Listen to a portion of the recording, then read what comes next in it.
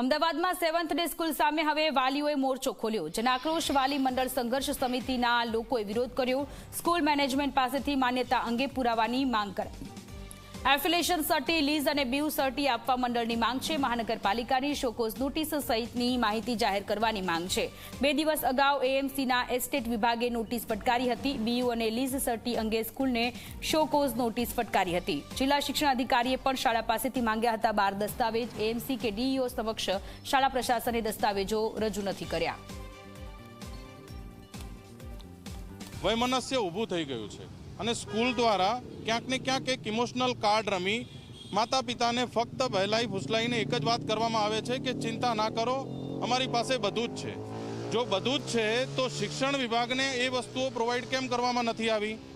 શિક્ષણ વિભાગે આ પ્રકારનો રિપોર્ટ બનાવી ગાંધીનગર કેમ મોકલેલો છે? કોર્પોરેશનને કેમ ભાડાપટ્ટો રદ કરવો? આ પ્રકારની વિષયો મૂક્યા છે। જો આ પ્રકારના ડોક્યુમેન્ટ્સ છે તો વાલીઓને પણ પૂરા કરવામાં આવે, જેથી કરીને વાલીઓ નિશ્ચિંત રહે।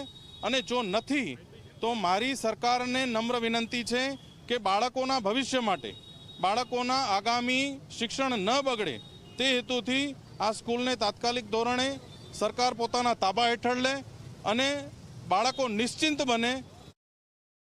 अभी जो बीयू का बोल रहे परमिशन सब है हमारे पास और हमने पहले दिया था, पता नहीं वो क्यों बोल रहे कि नहीं दिया। अभी हमने फिर से फाइल बनाई है और फिर से दे रहे हैं और हम लोग स्टेट लेवल पे भी फाइल दे रहे हैं।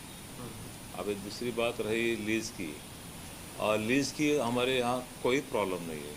ओके, जो पहले बताया गया था वही हो रहा है।